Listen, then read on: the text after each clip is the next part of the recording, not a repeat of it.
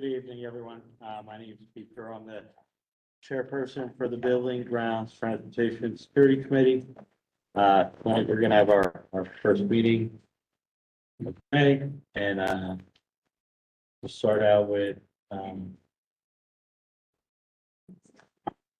we start out first with we have a gentleman here for an Eagle Scout presentation for us. So if you'd like to come forward and Right about, yes. Everyone, this is Arab Modi. Arab's a student here at the high school, and he's proposing the Eagle Scout project for the district.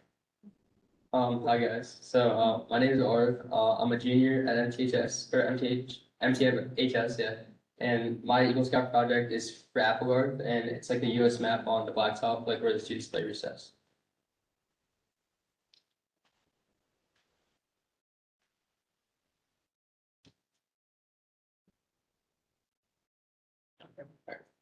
So a little bit about myself is that I attended Middle Lake in Woodland for my elementary years. I'm a member of Troop 3 Boy Scouts, and some of my hobbies are playing basketball, hanging out with friends, doing community service projects, helping out with unified sports, and I like going to the beach. So my proposal for the US map is that it's going to be applied with like a stencil and asphalt paint on the blacktop where students will have recess, and the project will help out the school and the students because it's visually appealing and it can be used as an educational tool. And I personally think that combining education and putting it in an outdoor environment will just make it much more like enjoyable for everyone. And I think it's going to help them set up for academic success, since it's always important to know this in school, for middle school, like and high school. So the materials and tools that I'm going to be using are the paint and chalk for the abbreviations and the color in the states, and then the US map stencil. And then a day prior, I'm gonna try to use a power wash rental to prepare the blacktop, and then some masking tape for the stencil. So how will this be funded? I'm gonna get donations from my friends and family, and I think I get the school community and parents to help out because it's gonna be to the benefit of their children. And I'm gonna ask for discounts at different hardware stores since it's going to like a good cause. And I think I can do fundraising through the school as well. So all the work's gonna be on site. So as I said before, a day prior, I'm gonna use the power washer to prepare the blacktop. And then on project day, I'm gonna lay out all the materials and then chalk down the holes and then remove the stencil and then paint in the states and then label the abbreviations. And then when we're all done, we'll clean it up. So who will help out? I'm gonna be able to get help from other people in my troop, my friends and family. And then I have some friends who need service hours to get their requirements in for different clubs. So this will be a good opportunity for them. And then if I really need it, I could go to Key Club, which is a club I'm in for community service, and offer to them also as a service hour opportunity. And I think I'm gonna need around 6 to 10 people for this. And that's it. You guys have any questions? anybody have questions? Go ahead. I always have questions. Go ahead. Congratulations, Arlen, on getting to this point where you're working on your Eagle project. What is the size of this going to be, and where exactly in Appleville are you planning to do this? So I'm gonna do it on the blacktop where they're playing recess, and I believe the dimensions are 27 by 16 feet. So it's pretty big. I think there's a picture on the first slide. 27. Oh, that, yeah. I think also Oak Tree has one similar, so I want to get Apple Earth one too. That's all the question I had. Good luck, and I wish you a lot of success with this. Thank you. Thank you. I think this is great. I remember having one of these when I was a kid on the blacktop at Brookside. So this is great. I think it's a great Was project. that one when you were in Brookside? I did. There was one. It was like on the Right now. there was one. Years ago. I remember there was one. It was like out on the Idea where for the buses another now business. come in. Yeah. There was a big one out there. I remember thinking like it was so cool to stand with your hands and your feet in the four corners of the states to say like, oh, look, but I think it's a great. It's a great idea. Go ahead, Ms. Ryder. Definitely echo the sentiments. I remember painting this when I was in 5th grade. We did it as a huge 5th grade project when I was elementary school. I had one of the Dakotas, I forget which one. But no, it's absolutely fantastic. Congratulations. And I also saw that you had mentioned you were going to rent a power washer. However, I actually happen to own one, and so if you would like to borrow it to save a little bit on cost, I'd be happy to make that a contribution. Yeah, that would help out a lot. I really appreciate that.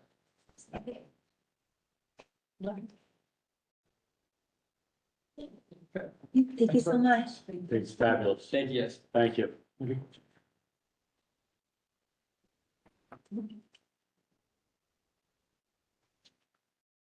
Okay, next on the agenda, Mr. Tate, can we talk about the Brookside stopgap project?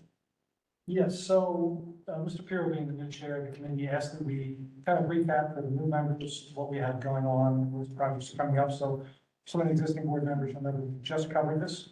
I provided the plans for the new board members they want to see.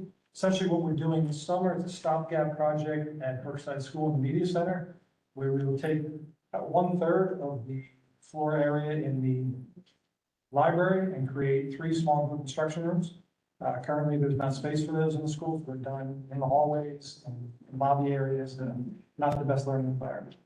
So where we are with this is, I reported to the board that last week we received an important letter from the BOE, which is our long-range facilities planning minor amendment approval. Anytime we do a project that alters the school, we have a long-range facility plan in place, we have to do a minor amendment adding this project. So we received that letter. And then we did another application following that with the state project number, and our project is now into the state for review. We have, as of today, permit plans, which we're going to start to review, and we'll get geared up to apply for local permits. Our plan is to do the majority of this in-house with our staff, with the exception of the electrician on staff, so we hire an electrician. That's something to talk about. We're looking to do this project over sometime summer, and again, what we do is bring those programs that are currently in the hallways into the defined spaces. Anybody have questions? Ms. Board? Mr. You mentioned summer, Mount Siva uses Brookside building, right? You'll be able to work around that schedule. Yes, we rotate, Barclay and Brookside, correct? between schools every year. Yeah. So we have the ability. They use Barclay too. I thought this was a construction, so it would probably need more. No, Mount Steepa sometimes uses Barclay Brook instead of Yeah. Brookside. Oh, so they We switch moved to it. Buck- Some days, if they need to. Okay, We typically, when we have construction going on in summer, for example, we'll be touching on Applegarth later. We won't have any summer activities in Applegarth. Last summer, we had rec at, Mill Lake. With Barclay Brook was free, so we rotate based on that. oh, so there is plan in place and we will continue working through the summer. Yes. Absolutely. Thank you. Anybody else? Questions? Could you go over the Eric North safety grant? Yes, so this kind of ties into the Brookside. So Eric North offers safety grants semi-annually, every couple of years. We've had a lot of success applying for these. I've gotten grants in the past years that have funded CCTV installation in the schools, card swipe access systems, as well as some maintenance equipment, safety equipment that we bought. What I'd like to do, I'd like to apply for the grant again, and my thought is I can steer the grant towards this Brookside project, even though we have funds budgeted for it. It'd be a chance for us to possibly recoup some costs. My approach on this is going to be that it's a safety issue, that we're holding classes in emergency egress areas. So board's in agreement, it doesn't cost anything to apply. I'll do the legwork on this, get an application in. In order to do that, you'll see some resolutions we'll have to put forward, authorizing me to submit for the project. And we should hear from that grant sometime, maybe in summer, early fall, and possibly get reimbursed for something. So I really think this is something that I could steer the grant, convince the grant people that this is a safer thing that should apply to the hospital. Definitely, I mean, Always in favor of grants. So anytime we can get Love grant. money. Everybody's just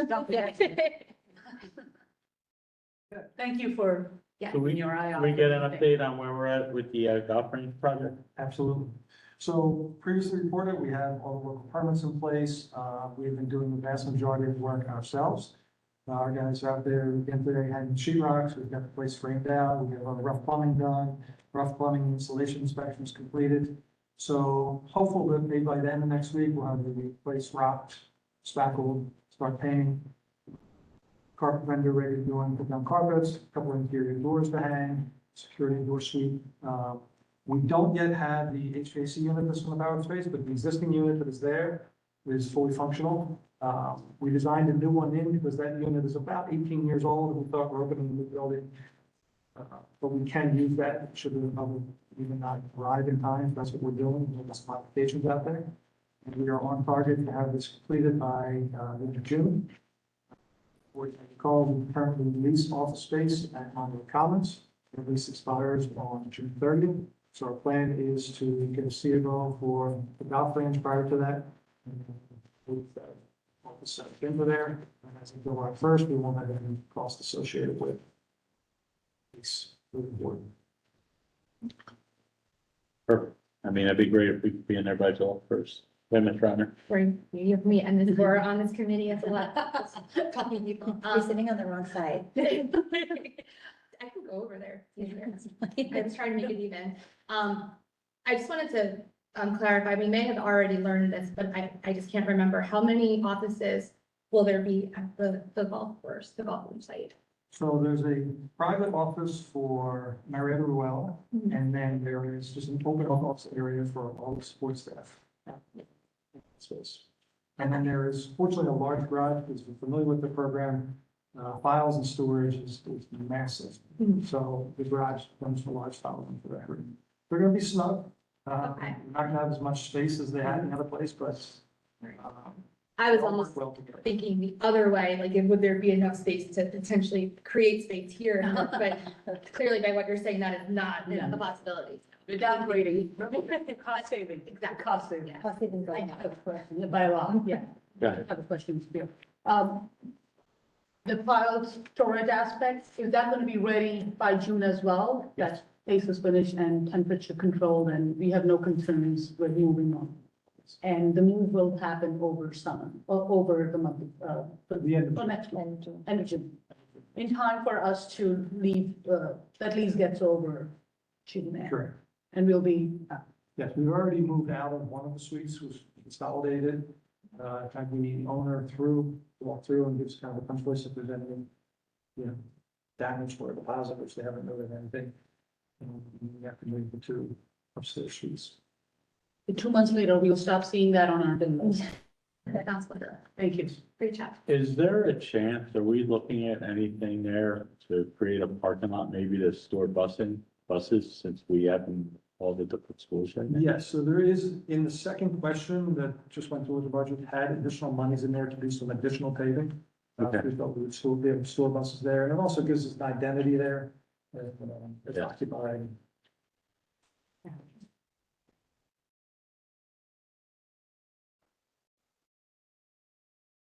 Any other questions?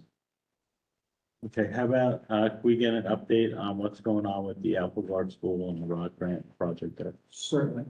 So again, recap for some of the existing members, but general overview is at Applegarth School, we applied for a ROD grant. And in the ROD grant, it takes care of re-roofing the entire building. And we have multiple roofs there and multiple roof types. And it also takes care of a new HVAC system for the building as well as new electrical service. The electrical service is necessary to support the new HVAC. We're fortunate, we're very far kind of ahead of the curve on this in that last year when the board received nearly $1 million in grant monies, additional state aid, they made the decision that irregardless of the ROD grant, that they knew work had to be done in Applegarth, so we would proceed. So we started with the design early on that. We had the projects already designed and bid. The ROD grant was awarded in February. Part of the ROD grant process is though, a lot of paperwork, very paperwork intensive. And every district in the state who applied for one of these basically submitting at the same time. Where we're ahead of the curve is that other districts who didn't have the luxury of the additional monies and the foresight to proceed will now be getting their monies and now have to start design, and they're a year off in the process. However, they have a very strict restriction in there that you cannot award contracts until you have your SDA contract, New Jersey School Development Agreement document. We submitted as soon as we received the grant, along with 600 other districts. At the same time, concurrently, we bid a 1936 building roof replacement and lead paint abatement, as well as bringing in the primary electric service. The reason we could do those is because the 1936 building is the red brick building with the shingle roof. We really don't have any HVAC impact on that building. So we can do that without having the HVAC portion done. Also, the cost of that and the electric upgrade, we would have been able to keep in the capital project, should the board have wanted to go that way, had we not gotten the right grant. So those projects were bid, they both came in within budget, haven't been able to award them. We've spoken with both contractors who realize our situation and said, we will hold our numbers for you until you get your approval. Because the SDA was very strict in that if you sign a contract with the contractor prior to having an agreement with us, we void your funds. Well, I'm pleased to say that today we received the agreement from the SDA. Kudos to Ms. Allen, she was very persistent with them on a regular basis, got them to realize that it's to their benefit to put us at the top of the pile because they can then start marketing, hey, here's a project that was done with our funds, whereas other districts are going to be waiting.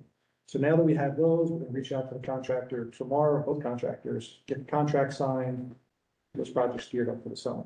So this summer, again, we're looking at the 1936 building roof replacement, restoration of the woodwork and lead paint, as well as starting the electric service upgrade.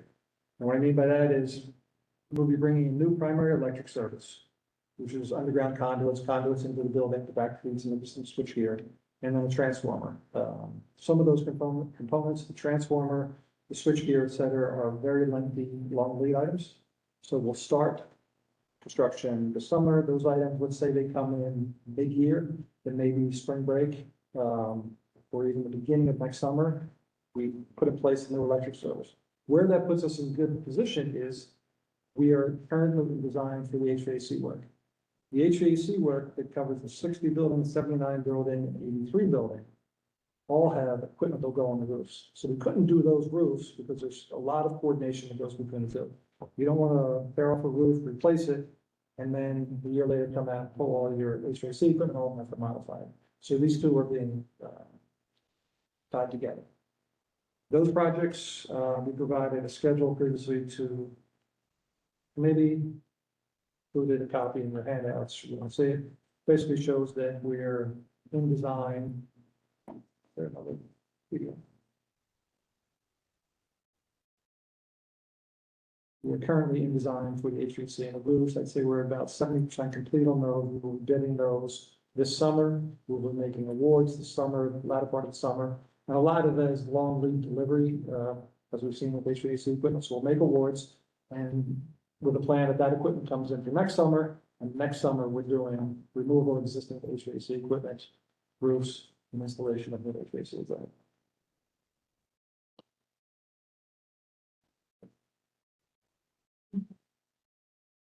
It's not coming up, but it's in with the information that we. Yeah, I think the final completion is October 2025. Yes. And currently we are in the bid doc prep, and like you said, Yes. we're towards the end. Yes. And will it have any effect on when we are back in session with school? I mean, we're gonna do a lot of work in the summer, but come September when school starts.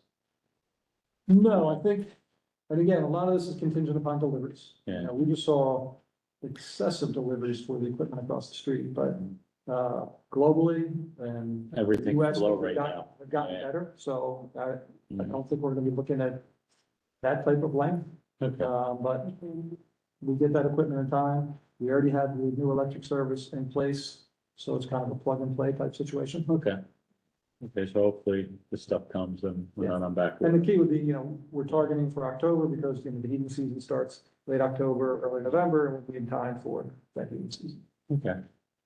Excellent. So anybody have any questions for Mr. Tate? Go ahead, Ms. Radner. So knowing that most of the work will hopefully be done during the summer, is there a requirement to have a contingency plan in place if additional work needed to be done during the school year? So we will do some during the school year. We'll do some night shift work. It's something that we've done on a regular basis, you know, over the years. Right. So coordinate that locally. It ties into, for example, the IQ program, you know, while we're doing work in schools, different abatement procedures, those kind of things. We're not going to approach anything that is so disruptive. You know, the type of system they're putting in, for example, we're not going to be cutting up slabs and running underground piping and things of that nature. Remember, this is just heating and cooling. So not doing formal. So would any portion of the building be unusable during that time? Just because I don't remember what the numbers are at Apple Garden right now. I know at one point we were, No, this will not render any areas unusable. okay. Anybody else? No? Okay. I think we've covered all the building and ground stuff. We'll move on now to transportation. Thank you, Ms. McDonald, for attending tonight. You're welcome. Could we just get an overview of where we are this year and what we're planning on doing in the upcoming year? Because I know there's some hiccups that we Yeah, have to get hiccup through. is a good one. Yeah, we have had a few. Well, right now we have like 7 vacant positions for drivers. We have, 58 drivers on staff right now and 7 that are missing, so 65 that we usually normally have, that we budget for. 14 aides, 52 buses, 24 vans, and 20 maintenance vehicles that fall under our purview here. Added We have, district buses, do we have how many buses buses that are on ours that we're using? How many? that are? Currently, are we using any companies right now? Contract. We have 4 contractors Okay, for the high school only. just for the high school. Correct. This year. We have an ad out, we have, we upped the ad, and made it more recent for bus drivers, so Okay. that just hit paper. And the website, and Facebook and everywhere else, so hopefully we'll get some bites on that. This isn't, right now is not the time that we're gonna draw them, but we will in the summer. Yes. Right? They're not leaving their present positions right now, but in the summer we should draw, so, fingers crossed that we get a full staffing on that. What I want to ask is, I get it, we're short, we're gonna have double runs and stuff. But is it possible to do like a different double run, say in the middle school? Instead of the same kids coming in on the second bus every day? Is there ways we could switch the routes so the same children don't miss half of their first period? That's my, That's a double-edged sword, and I'll Yeah. explain that. If there's consistency, then the parents like the consistency, they like to know every day which way they're going, so they actually prefer, from all of our phone calls, that, they're on one basic schedule, rather than this driver tomorrow, that driver, because we have 7 that are out that have to be covered daily. If we switch that up, it becomes a little convoluted for the schools, for the students, for the parents. It seemed to work better if we keep it. the same thing. Okay. And for all of us, even us trying to cover the absentees. So yeah, it's a double edge. Some days we will switch it up, but the parents do prefer the consistency with that. We've tried both ways. And I know at some point we drop the kids off prior to school, we still do that, drop them off early. Before the regular drop off, and then the bus usually takes off and goes and gets. for the first round, Yeah, we try to do like a 10-minute window area where we bring them first and then we come back around, so okay, that kind of evens it out a little bit. In the high school, it's, there's very few kids that are taking the bus now, so we can double up, become okay, easier at the high school level. We'll put 2 routes on one bus now. yeah, So That's- that's been working really well. That doesn't work at the middle school and No. elementary, but are we gonna look for more contracted buses for next school year? I think so. Yeah, I prefer in-house. We have more of a handle on our drivers. I have, radio contact and so on. no, I know, That's my last resort, but we would have, if we have to, we have to. is there a timeline when we'll know, like, if we're gonna fulfill what you need for next year, or we could still get contract Almost on buses? that right now. Or is that something we have to go for a company right now to try to secure them for We September? don't have to do it right now. Even the high schools that I did last year, that was almost last minute. Okay, that's what I mean, Yeah. so there's, Yeah. you still have some, We do have a Time little to- bit of wiggle room and leeway there, but okay, I don't have to do it right now, but I am working on it to see what the needs would be, should we not get enough people, okay. enough drivers. Yeah, and, for ESY this summer, we're pretty set on, Yeah, we're set on drivers, Okay. driver's needs, we'll go with that. okay, so we're down, so does that mean there's 7 routes not covered? Currently, there are Seven. 7 routes not covered. There's 4 vacancies and I have 3 long-term Okay. illness that won't be back for the rest of the year. So that's 7 right off the bat before anybody else calls in. And we don't have anybody lined up to start this, like this month or this meeting or anything? No, this is not, again, they're not applying right now. Okay, If they do, it's still a month out before we can appoint them. yeah, You know, by the time you get all their paperwork in, you know, all their credentials and everything going, and then board approved, yeah, it's a month out. So that's why it's really not May, June, you're not gonna get any. I might get applications in June for the following. that's what I'm thinking, if you start getting them Right. in June, if the word gets out, that we're looking, and like you said, we Right. advertise everywhere and just, And this is, like I said, this is when they start, you'll have contractor drivers that are looking to go to a district, and they'll apply. And that's when they start coming around June. okay, anybody have, Ms. Ford? Okay, thank you for bringing up that double route. So I wanted to get a little bit more information, Ms. Dahl. 7 drivers are what they're short right now. Right up, And you said high school is manageable, so based on what Mr. Pure said, there are certain students that are impacted daily by that double run. How many, and which schools is that? Do you have that up top of your head? all of the schools, All schools have some level of double. So there's a group of students in every school all of them, yes, that's going in late every day. yes. And how is the administration? They're late, right? They're late every day? How late are they? They're not considered late for school. Yeah, there's They're no not- attendance issue, and it's not. That was my question. The I don't, work. do we know how much they're missing? Like, do we know, let's use the middle school for an example. Do we have an idea, so school starts at 8:05, do we have an idea of when those second group of children are getting dropped off approximately? I would approximately, nobody comes in really after 10 after 8, So they're only missing maybe 10 minutes. maybe if that. Okay, so that's not, they're not missing the whole period, And maybe. it's only critical if there's a test or something that, it just stresses the child out when you're walking into Yeah, something. it's not preferred in any way, shape or form. Right, of course, we're just trying to manage. But the- in a situation that we have to manage, there's certainly no penalty. There would be no, absence, accountability, tardiness piece. It's because it's not something in anyone's control other than us trying to get the students there. And how, Ms. Dahl, how long have we had this? I know I've never that we've seen those vacancies on the personnel. Right. Months, but what part of the year you think almost over a month period? For this year, Yeah, I'd say at least since December, it's been. December is when we started having the long term. Yeah. And then in February is when we lost 3 or 4 drivers. so why did we not think of contracting if this has been so long-term? And I understand that we've been trying to hire, but, and I understand that that's our last preference. I have had issues with a parent with outside, they don't understand our neighborhood, they drop off randomly. Contracting is something that's a plan. If I had, you're really not going to get a contractor Just for, now. They're all booked at other schools and such for the buses.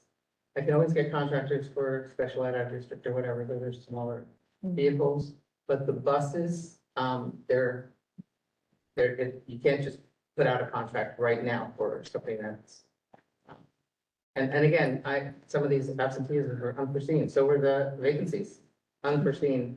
And by the time you put them out to bid, you're not going to get anything right now at the end of the year. They're already booked. so we can't change what's going on this year, but we can plan for September Absolutely. and try not to continue this into September. If we've not been able to. The expectation was it's not continuing into Right. September. And however that plays out, that's Ms. McDonald, like she said, she is currently planning on a scenario where she has the contract out. She's also planning on a fully staffed scenario.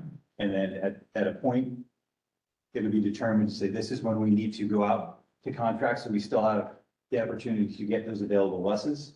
Because as we found out, we put bids out for other purposes, and certain times of the year, if the bid went out towards the end of the calendar year, it was not filled, you put it out again in February, it gets filled. So things change, but if we need them three times in the morning and 3 times in the afternoon, that is not something that is often able to be covered by a contractor during the school year. If you need them for a field trip on a specific day or in the afternoon, they can commit to those kind of things mid-year. But they settle themselves with their fleet in the summer, like we settle ourselves with our fleet. And then they, as contractors, are running the same thing we are. Those contractors are now short drivers. Drivers, yeah. So they're in a similar situation we are. They just have bigger companies, probably similar percentage that we're dealing with. We hear it. It's a national issue. It still it has been for many, many years. It's also a, New Jersey Transit issue. It's the commercial bus driver across the board piece. Dr. Lehman, I can just follow up on something you mentioned. Are we utilizing our buses for field trips? 'Cause Every day. Wait, Yep. Every day that we can. I mean, We can. as long as it's within our school time. right, obviously if it conflicts with Right. pick up and drop off, then Every we day. can't, but if it's something that's during the day, we don't have to outsource those. Correct. We will always give them to our drivers if we can do it within time. What, Kath, when you do contracted buses, do we do it by like a bid process? We, Like, do we put out a bid like this is, we want 10 Yeah. buses and could we we? put out the bid and we got a company that does it. Okay, now my question is communication wise. I know a lot of the bigger private companies have their own communication between their dispatch and their.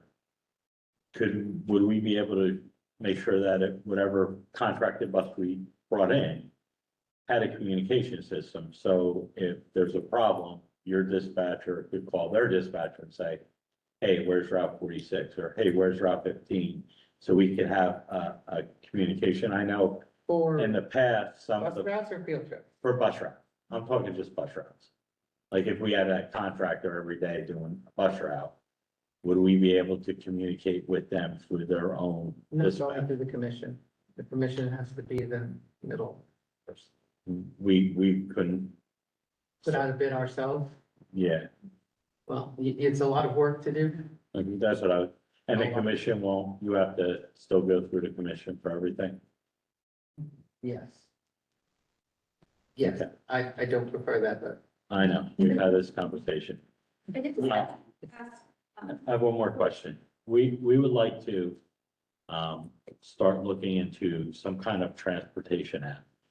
So, when the kid gets on a bus, the child gets on a bus at school, between school and home, there'd be an app, like the parents could have on their phones to check in. So we would like to look into something like that. And I just wanted your feeling on. my feeling on that is it's not positive. You don't know which buses are going to be picking up those kids, especially right now, but it's attached to the bus. So the app's attached to this bus, so if Correct. we have a different bus Correct. picking up those kids. So what are we doing now? Blackboard where a call goes out to the parent, or is it a text message call? Text message and Okay, so they get. I see what you mean there. If we have 6 buses out and kids every get day on is 6 different different scenario. buses, the parents aren't gonna have that. And every day it's different. Every day, every night, I should be home right now figuring out how I'm gonna cover the Yeah. buses Yeah. tomorrow. No, I know. Okay, anybody else have any? Can I give you a little background on the app? So, I believe it was Mr. Maralda, he started to do some legwork, reaching out to a couple companies, so we do have some information on that, which we would be more than willing to share. There are pros and cons, obviously, to the app. And I think if we layer in a level of contracted runs, I would suspect that probably doesn't sync up Sure. to your district buses. So if you're on a contractor run, it wouldn't work for those families anyway. So there are some variables that would have to be discussed. But I just want you to know, we do have some baseline information outside of, whether it's should be done or shouldn't be done. We could certainly dig that up and kind of just share, because there is some cost associated with it, and there are different versions of apps and things like that, so. There was a discussion in one of the committees recently, and we and all that had shared different possibilities, but cost associated, and also the whole aspect of whether the bus GPS is gonna be used, the device and. I think it was, I think that we had it in VGT. Right. Yes, I was just curious on how, We, I sat through a presentation on that, it's somebody from in town. I have the information in my office, but, and I discussed with Kathy and something we were gonna look at moving forward. She at the point, she didn't know if it would work right now, just because of the way things are set up in the Yeah. bus. So we did have a discussion with that between security and transportation. So it's, I didn't really realize that was on, we did, we did sit through like a 45-minute presentation on it. Yeah. It had the pros and cons, but Yeah. like Dr. Lehman said, there are cost factors. Right. Connected to Some of these companies come and install a device on your bus. Some of them link to your existing GPS Yeah. systems. So the costs are totally a function of them doing a lot of the work of them, leveraging our existing systems and things. So, the cost ranges are all over the place, but But it would have to only work if we had the same set buses. Right. To pick up It, the it, students. it can work in a Drop off. smaller district where they have a few Yeah, buses. they only have a few The buses, larger I the get that. district, We have a the large, harder it is to yeah. So I- coordinate it. If I may, sorry, interrupt and say, based on the vendor, they might have a solution for variable buses going on that same route. It's just something that we've not explored to the detail. Go ahead, Ms. Pat. Sorry. No, it's okay. I was gonna say that's something that, like, I think we were actually, the three of us were on the committee, it was about 3 years ago. And I had brought this up the first time, seeing it, in a county school district in North Carolina. So that's a relatively large, Wake County, Raleigh's, like, a lot of people, like, granted, different state. Maybe they don't have the same types of bus driver shortage issues that we are having, though I know it is a nationwide issue. But I would be curious to see how they handle this, because I also feel like it will reduce the workload, hopefully, in the transportation department once it's working, because it should eliminate a lot of these phone calls of, where's my child, where's the bus? And I will say, like, as a parent, it has been improved this year, getting text messages if there is a bus that's coming late. And so I do appreciate that, knowing that you've been, a lot of the decisions regarding routes are made earlier. I would wonder if that information can be shared earlier with parents then, or like if it's a bus dismissal, rather than waiting till around that dismissal time, if it can be provided earlier in the day. But then I guess it could also just be that we don't know until that time exactly what's going to occur. You need to get To get like the a blackboard? message out to parents that bus 40 from Mill Lake is running 20 minutes late for dismissal.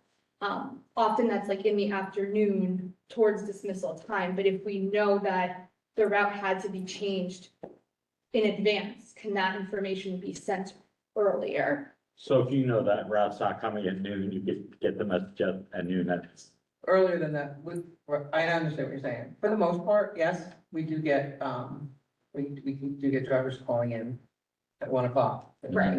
So then it wouldn't work, but for the most part, we could get them out earlier. Again, the closer it is, the better, the more precise it would be for everybody. That's, I wouldn't want to send one out and then again, oh, sorry, we were wrong. Now it's gonna be this, no, sorry, we yeah, were wrong. 'cause somebody may call out and then change their mind, or. And we I had to know change that the route, happens. and say, put that driver somewhere else, so, we try to make sure that we get the high schools out first. Again, that's getting easier, so the middle and then the elementary, as soon as we get that out, then we throw out the middle and the elementary. And then that works in the morning too, so, in the morning, like when you go home, check who's out tomorrow, you're gonna, Well, yeah, Have until to. tomorrow morning when we're calling, but Yeah. 6 o'clock we start yeah, getting it all ready. getting it all So, done It's out. like a puzzle where you have to make your own pieces. That's all it is. It's a big puzzle.